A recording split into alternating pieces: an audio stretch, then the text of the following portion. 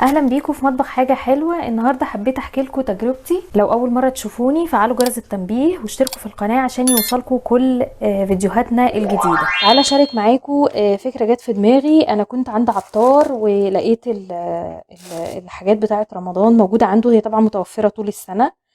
لقيتها باسعار مختلفه تماما عن رمضان السنه اللي فاتت.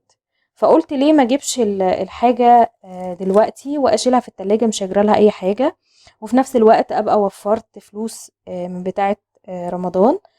دلوقتي انا لقيت جوز الهند، لقيته هناك الكيلو ب100 جنيه بس، مع انه كان ب200 جنيه السنه اللي فاتت. والزبيب برضو كمان لقيته هناك ب80. جبت برضو منه ربع كيلو. الحاجات دي ممكن واحدة واحدة من الفلوس اللي بنوفرها كل أسبوع نشتري حاجة. يعني أنا دي الحاجات اللي جبتها من الفلوس اللي وفرتها الأسبوع ده. الأسبوع اللي جاي إن شاء الله هنجيب برضو حاجات تانية وهكذا. اللي جبته الأسبوع ده أنا جبت هو ربع جوزة هند، وجبت ربع من الزبيب. جبت لفة تمر هندي. شوفوا لفة التمر الهندي دي لقيتها ب20 جنيه بس، مع إنها كانت ب40 جنيه السنة اللي فاتت في رمضان. لقيت مكرونات. بصوا يا جماعة، المكرونة دي اسمها بساطة.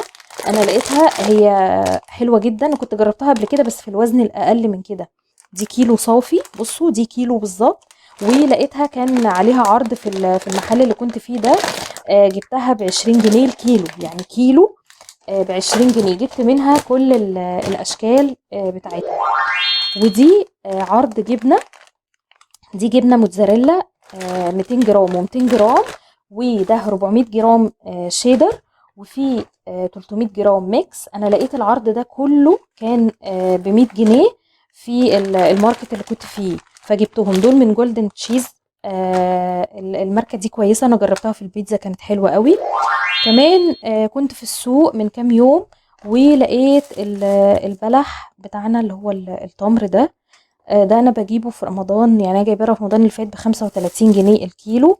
انا لقيته هو بالظبط عند الراجل، ونوعيه نظيفه جدا وحلو، وفتحته من جوه لقيته سليم وجميل جدا ونظيف. اهو بصوا. لقيت منه الكيلو ب15 جنيه. شايفين؟ كيلو نظيف جدا وحلو، وجبته ب15 جنيه. فطبعا جبت كل اللي انا هحتاجه في رمضان ان شاء الله. هستناكم تعلقوا لي باي كومنت لو في اي حاجه حابين تسالوا عليها. لو الفيديو عجبكم دوسوا شير ولايك واشتركوا في القناه، وما تنسوش تقولوا لاصحابكم على القناه. مع السلامه.